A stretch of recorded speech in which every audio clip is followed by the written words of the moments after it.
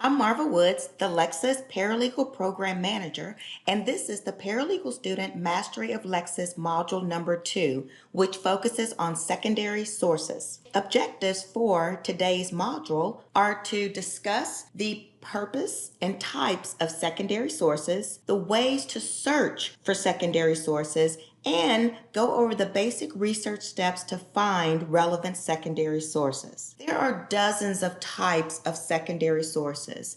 Today, we will just take a look at half a dozen of the key types of secondary sources. First, we have law review articles, treatises, and jurisprudence. The key thing that you need to understand about secondary sources is that they have two key purposes. First of all, secondary sources provide background information on key legal topics. They help you understand what a particular legal issue is all about. If you are researching a false misrepresentation issue and you want to find the best cases dealing with that topic, it'll be pretty difficult for you to find the best cases dealing with false misrepresentation if you really have no idea of what the basic concept means. What is false misrepresentation? What are the key things to look for? And that's where secondary sources come into play. So to discuss each of these secondary sources a bit more, law review articles are basically legal periodicals. You tend to get a lot of law review articles in a results list when you run a search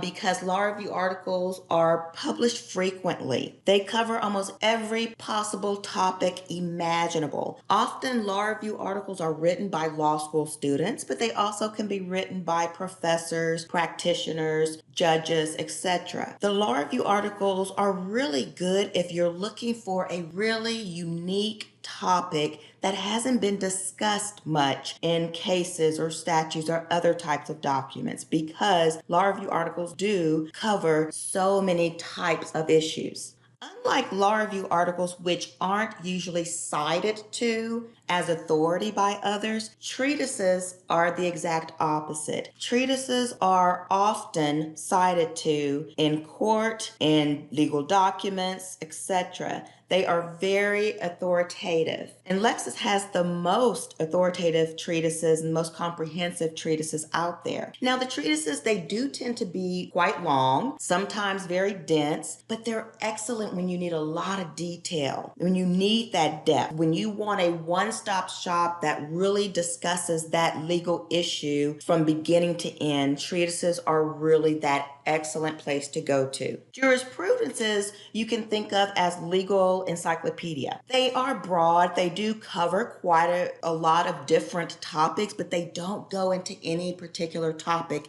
in a lot of detail. Jurisprudences are good when maybe you don't know how to get started. You need kind of a jump start. It's a great way to get the ball rolling as you then move into deeper research. Moving on to talk about a few additional types of secondary sources that you should be familiar with. Practice guides. Practice guides are, as the name kind of tells you, they are for when you need that practical help. You're getting ready to draft a document and you need some assistance, some guidance when drafting that document. Or you are dealing with a particular type of issue for the first time and you would like a checklist, for instance, to kind of help you walk through all the steps that you should take. So practice guides are great when it comes to that practical experience, not just the theory behind a legal concept. Restatements are statements of general or ideal laws. So they're really great for hypothetical scenarios. So when you want to get a really kind of succinct statement of a particular legal issue with some examples, that's a great time to go to restatements. But with the restatements, since they do tend to be on the more general front, you have to back up restatements by doing a little research to make sure the issue discussed in the restatement applies to your particular jurisdiction. Next, legal dictionaries. I think this one is probably pretty basic, but it is really important to understand and remember that there are legal terms that pop up all the time that you'll hear for the first time that you're not sure what that term means. And so when you need a definition, a legal dictionary on Lexis is the place to go. And finally, as you see highlighted here in red, legal forms are a type of secondary source that you will likely use quite a bit as a paralegal, and we have some really great ways to find legal forms on Lexis. Now that I've discussed some of the types and purposes of some secondary sources, we're going to go on to Lexis to take a look at the different ways that you can retrieve secondary sources on the system. The first way that I want to discuss retrieving secondary sources is to go to the search bar and simply start typing in the name of a particular secondary source that you want to retrieve. For instance, Moore's Federal Practice on Lexis is the backbone of any federal litigator's library. This is a really comprehensive source written by judges, attorneys, and professors, and it is the authority on federal rules of civil procedure, criminal procedure, and evidence. So if you want to search in this particular source, in Moore's Federal Practice Civil, as you start typing the name of the source, the system will suggest several sources that you may be looking for. And when you see the source that you want to search in, just click on the name of the source, and that is going to open up a search screen for that particular source. So now we have several ways that we can search within Moore's Federal Practice. You can go down into the index and browse through the different volumes and chapters until you get to particular sections that you want to take a look at, and then just click on the links to open up that particular section. Or you can go into the search box and actually type terms that must appear in every section of Moore's Federal Practice that you retrieve. So that's one way to search in secondary sources, is to go to the main Lexis screen, start typing in the name of the source that you want to search, and then simply select the name from the word wheel. The second way that I want to discuss to retrieve secondary sources is under Explore Content. Explore Content is just a really great way to get started with conducting a search, retrieving relevant documents, especially if you're not familiar with what sources are on Lexis. Under Explore Content, you can go to Secondary Materials, and you'll see that the system really breaks down all the secondary materials on Lexis in several different ways, by jurisdiction, by content type, so what type of secondary sources. If you want to filter down, instead of searching all secondary sources, let's say you just want to search in all the restatements, then you can select just restatements and then enter your search terms to search in all of the restatements on Lexis. So that's the second way to search in secondary materials. The third way to search for relevant secondary materials is to simply go to the search bar and enter in a search query to find secondary sources. Before I run this search, I want to remind you of our research hypothetical scenario. The research scenario that we will consider today is, does a seller of real estate have to disclose any ghosts or hauntings on the property being sold? Like I mentioned before, when you're ready to sign on and research this issue, you will go ahead and go to plus.lexis.com. And before you start entering in your research terms, you really need to keep in mind the basic research steps for any type of relevant documents, such as secondary sources. The first step will always be for you to identify your key terms, possible causes of action, area of law. You need all of that to put together the best search terms possible. And then the next 4 steps I'll discuss once we run the search, but those next 4 steps are when you are going to filter and go through your list of results. Let's focus on that first step, identifying the key terms. Not only are you going to want to identify key terms, causes of action, areas of law, but you really need to make sure you are thinking of all the alternatives. You have to remember that you are dealing with with a research system. If you only type in the word property, the system is not going to automatically look for real estate, real property, home, house, apartment, condo, building. What you need to do is before you run your search, you want to list what your key terms are, but then also think of any other possible alternatives, any other synonyms, any other way that a relevant document, a secondary source, may refer to your key terms. Other things you want to consider as you're putting together your search request: possible causes of action. Those can be great search terms. Failure to disclose is definitely a relevant cause of action to our research hypothetical. And finally, understand what areas of law you're dealing with. That will help you as you are deciding how to approach your research. In this hypothetical, we are dealing with a real property or real estate issue, but we're also dealing with a contract issue. You want to keep that in mind, not only as possible search terms, but also as just possible approaches to your research. Do you want to start by looking at all the contracts materials? So now I've returned to the Lexis system, and you'll see that I've entered in search terms for our research scenario. I know this search request may seem very long and complicated, but it really isn't, because you have to remember to put in those synonyms, those alternate terms, and separate them by or, ghost or haunt, house or mansion or home. And also the exclamation mark is a root extender. That's extremely important. And so we will find haunt, haunted, haunting. As a quick reminder, if you need some additional help in putting together your search requests, this advanced search link will list all of the available connectors with a nice description and example as to how to use them. But let's go ahead and run our search. That was step one in the research process. Entering in your search terms, keeping in mind those tips that I just mentioned, including synonyms.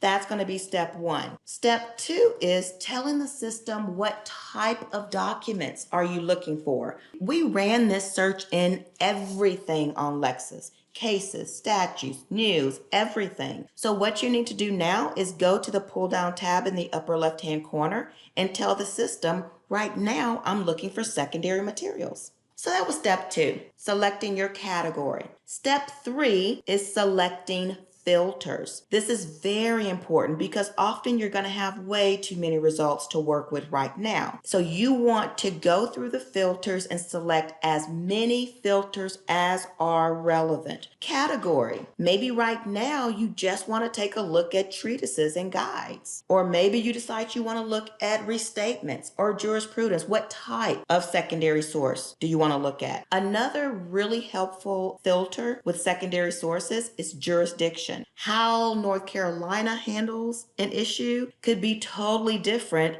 than how New York handles an issue. I do want to point out something under the filters. Let's say that you are focused on New York. Well, there is another filter available for secondary sources called non-jurisdictional. It's a good habit to get into to select non-jurisdictional because some secondary sources focus on one particular state, like New York. However, some secondary sources will focus on multiple states. Maybe they focus on the entire Northeast region. And if that's the case, you would get it if you select non-jurisdictional. Also, there are some secondary sources that don't focus on any particular state at all and just kind of discuss a legal issue in general. To get those type of documents, you would need to select non-jurisdictional. So that was step number three. Go through the list of filters, choose as many filters as are relevant. A little side note right here, since we have selected some filters, you'll notice as you select filters, they'll pop up at the top of the screen. If you like any particular filters that you have selected, you can always create a favorites source by clicking on the star. And if you click on the star, then when you are at the main Lexis screen, you can select to run a search in your favorites, which would be a huge time saver if you do find that you like to search in a certain filtered source or sources quite a bit. Along that same line, you'll notice in the filters along the left, preferred jurisdiction. You can also select one or more jurisdictions as your preferred jurisdictions, and that way they will default to be filtered in the future. So moving on from step number 3. Step number 4 is to use the information in your list of results to figure out which secondary source you do want to take a look at now. You'll see that, of course, you have your search terms highlighted. So before you jump in and start reading this secondary source from the very beginning, you want to skim the little blurbs on your results list to figure out which document may be more relevant. Are my terms showing up how I wanted them to show up, or do I need to go back and just edit my search and start all over? You can also sort your results in various ways, so that could help you as well when figuring out which documents to start off taking a look at. And then once you have decided which document or documents look good, you can go ahead and open up the document. That was step number 4, using the information on the results list to help you figure out which documents you want to open. When you have opened up a secondary source, a few tips to help you branch out and quickly expand your research as well as to better understand this particular document. One is on the left-hand side, you can expand the table of contents. And what this will do, it will show you in context where the section of this secondary source appears. Out of this full secondary source, we are looking at section 40.01. And what's nice about this is that you can read the titles of the surrounding sections, and that'll help you decide if you also want to take a look at the next section or the previous section. So that's using the table of contents. Along the right-hand side, get in the habit of taking a look to see if there are any of tools in that box that you want to take a look at to help you better understand the secondary source document that you're looking at. Find references to this treatise. That will quickly get you to other documents that discuss this particular treatise and the issues from this particular treatise. Topic summary reports, which I discussed in module number 1. Topic summary reports are a great way to find out more about one or more legal topics from that secondary source. So duty to disclose is a key topic, and with the topic summary report, you're getting the definition of duty to disclose. You're getting cases that deal with this topic, the elements of duty to disclose, statutes, secondary sources, the burden of proof, all dealing with duty to disclose to help you get that much better of an understanding of this topic. I'm going to go back to the secondary source to talk about one more thing, and this is really kind of all part of step 5, branching out from this one particular secondary source to find other relevant documents. You could expand the table of contents to quickly determine if you want to take a look at any of the surrounding secondary sources. You can go to get to other documents to help you understand this issue. But then also, as you are reading through this secondary source, you will come across numbers. Definitely take the time to click on them whenever you see them because they're indicating a footnote. And the footnotes in secondary sources, they are the second main reason why you are using secondary sources. The first reason you're using secondary sources is to get that background understanding. What is the legal concept of duty to disclose? What is it all about? That's one reason why you went to secondary source. But the second reason is secondary sources tend to footnote and cite like crazy. They tend to have a lot of annotations. They are leading you to additional relevant documents because you're not just going to stop your research at secondary sources. The vast majority of the time, after you've looked at a secondary source, you then need to move on to looking for cases, statutes, etc. So secondary sources and their footnotes give you a huge head start in that additional research. you're getting tons of cases and statutes linked right here in the footnotes of your secondary source. Before I leave the Lexis system, I'm going back to our list of results, and I want to point out one thing under the category selection tab. There is a category called sample forms, and this is one way that you can get some legal forms. If you do need to draft a document and you would like a sample form, this is one great way to get a sample form, is to go under the category called sample forms. However, you will also see some sample forms under the category called secondary materials.